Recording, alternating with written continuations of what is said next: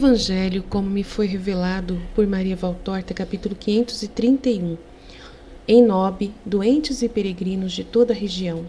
Valéria e o divórcio. A cura do pequeno Levi. Valtorta descreve a visão do dia 15 de novembro de 1946. Jesus está no meio dos doentes ou dos peregrinos que vieram até ele de muitos lugares da Palestina.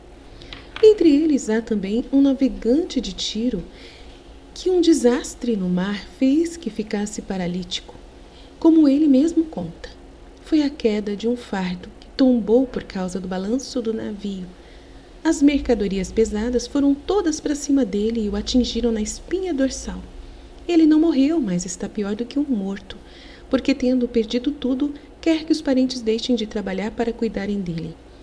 Diz ter ido com eles a Cafarnaum, depois a Nazaré, e ter ficado sabendo que o Senhor estava na Judéia e podia ser encontrado em Jerusalém.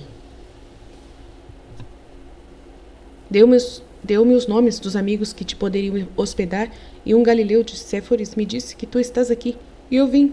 Fiquei sabendo que tu não desprezas ninguém, nem mesmo os samaritanos, e espero que me atendas. Eu tenho muita fé.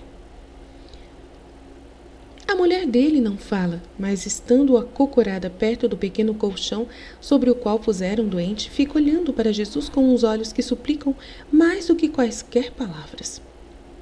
Em que ponto é que foste atingido? Por baixo do pescoço. Foi nesse ponto, choque mais forte, e senti um barulho na cabeça como de bronze quando é percutido. Depois se transformou em um mugido contínuo como do mar em tempestade, e vi luzes de todas as cores começaram a dançar na minha frente. Depois não senti mais nada durante muitos dias. Estávamos navegando nas águas de Cíncio e eu me dei conta de que estava em minha casa, sem saber como. Tornei a sentir o mugido na cabeça e as luzes na vista por muitos e muitos dias. Depois tudo passou, mas meus braços ficaram mortos e as pernas também. Eu sou um homem acabado, aos 40 anos, e tenho 7 filhos, Senhor. Mulher, soergue o teu marido e descobre o ponto em que ele foi atingido. A mulher obedece sem nada falar, com movimentos bem ajeitados e maternais, ajudada pelos que vieram com ela. Não sei se é o seu irmão ou cunhado. Ela enfia um braço por baixo do ombro do esposo, enquanto que a outra mão, e com aquela delicadeza com que trata um recém-nascido, ela levanta da pequena cama o pesado corpo. Uma cicatriz ainda vermelha mostra o ponto da ferida maior. Jesus se inclina, todos espicham o pescoço para olhar Jesus. Jesus apoia as pontas dos dedos na cicatriz, dizendo: Eu quero. O homem sente uma sacudidela, como se tivesse sido tocado por uma corrente elétrica, e dá um grito: Que fogo! Jesus tira os dedos de sobre as vértebras lesadas e diz: Levanta-te. O homem não espera que Jesus o diga 2 vezes. Apoiar-se nos braços que há meses estavam inertes sobre a pequena cama. Sacudir-se para ficar livre do que o prendia. Jogar as pernas para baixo da baixa padiolinha e pôr-se de pé. Tudo isso foi feito em 1 minuto, menos tempo do que eu usei para descrever as fases do milagre. A mulher grita, o parente grita, o homem curado levanta os braços para o céu emudecido pela alegria. É só um instante de uma estonteante alegria e depois ele dá meia volta sobre si mesmo. Com a firmeza de um homem bem ágil e se encontra frente a frente com Jesus, aí ele adquire de novo a voz e grita: Bendito és tu, e quem te mandou? Eu creio no Deus de Israel e em ti, seu Messias, e se joga no chão para beijar os pés de Jesus em meio à gritaria do povo. Em seguida, os outros milagres sobre as crianças pequenas, as mulheres e os velhos em geral. Depois Jesus fala: Vistes o milagre de ossos quebrados que se tornam inteiros de novo, e de membros mortos que se tornam vivos. Isto vos foi concedido ver pelo Senhor para confirmar a fé naqueles que creem e suscitá-la naqueles que não a têm. E o milagre foi concedido a pessoas de todos os lugares que vieram até aqui em busca de saúde, impelidas pela fé no meu poder de curar. Aqui há judeus e galileus, libaneses e sírio-fenícios, habitantes da longínqua Betaneia e das costas marítimas. E todos vieram sem se preocupar com a estação nem com a distância do percurso. E os parentes os acompanharam sem reclamar. nem se lamentar pelos trabalhos que deixaram interrompidos e pelos negócios deixados por terminar. Porque todo sacrifício era nada em comparação com o que eles iriam conseguir. E assim, como caíram os egoísmos e as incertezas do homem, assim também caíram as ideias políticas ou religiosas que antes formavam como que uma muralha, colocada para impedir que se considerassem todos irmãos, todos iguais no viver e no sofrer, no desejar e esperar saúde e conforto. Eu a todos os que souberam unir-se em uma esperança que já é fé, concedi saúde e conforto, porque é justo que assim seja. Eu sou pastor universal e devo acolher todas as ovelhas que querem entrar no meu rebanho. Eu não faço distinção entre as ovelhas sãs e as doentes, entre as fracas e as fortes, entre as que me conhecem porque já são do meu rebanho e as que até agora não me conheciam e nem a mim nem ao verdadeiro Deus. Porque eu sou pastor da humanidade e recolho as minhas ovelhas de qualquer lugar onde estiverem e se dirigirem a mim.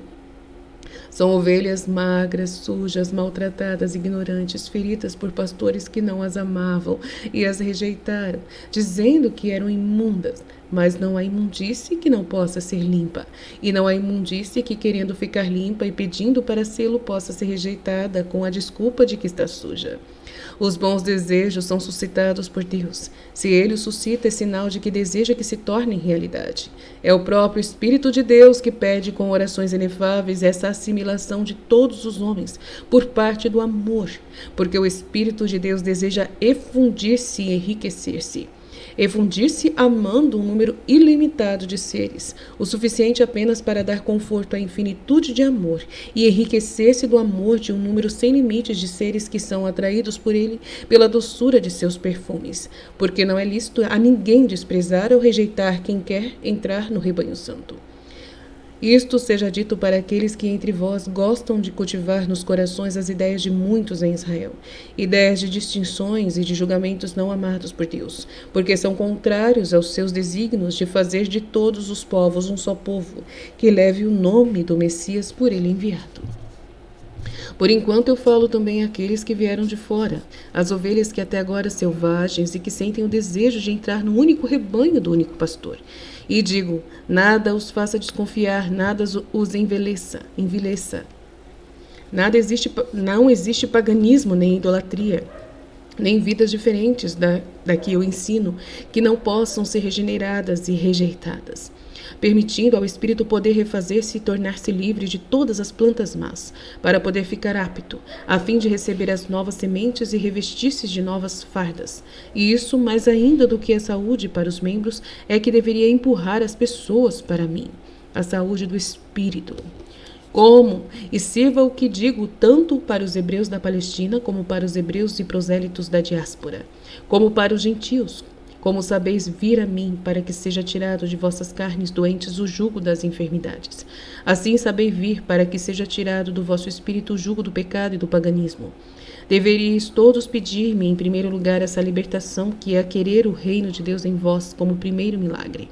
Porque tendo esse reino em vós, todas as outras coisas vos serão dadas, e dadas de tal modo que o presente não fique pesado como um castigo na outra vida. Não ficastes pensando nas intempéries, nas canseiras, nas perdas de dinheiro, quando vinhais atrás da saúde para os vossos membros, que mesmo estando cansados hoje, qualquer dia destes perecerão de uma morte física. Com a mesma disposição, deveríeis saber enfrentar todas as dificuldades, para conseguirdes a saúde para o vosso espírito e a vida eterna, com a posse do reino de Deus. Escárnios e ameaças dos parentes ou dos concidadãos ou das autoridades, que é que são, em comparação com aquilo que todos vós tendes, de qualquer lugar que tenhais vindo, se souberdes dirigir-vos para a verdade e a vida? Quem é que deixaria de ir para um lugar onde soubesse que está esperando uma vida feliz ali, para se entreter durante o dia em uma festa que dura só até o pôr do sol? No entanto, muitos fazem isso, e para se saciarem por uma fração de tempo com as insípidas e inúteis alegrias do mundo, deixam de ir ao lugar onde achariam para sempre o verdadeiro alimento, a igreja. A verdadeira saúde, a verdadeira alegria e sem o medo de vê-la ser-lhe tirado pelo ódio do inimigo. No reino de Deus não há ódio, nem guerra e nem injustiças. Quem entra nele não conhece mais a dor, a aflição, a violência, mas possui a alegria da paz que emana de meu Pai. Eu me despeço de vós. Ide, voltai às vossas terras. Os meus discípulos já são numerosos e estão espalhados por todas as regiões da Palestina. Escutai-os se quereis conhecer a minha doutrina e estar prontos para o dia da decisão, da qual dependerá a vida eterna de muitos. Eu vos dou a minha paz para que ela vá convosco.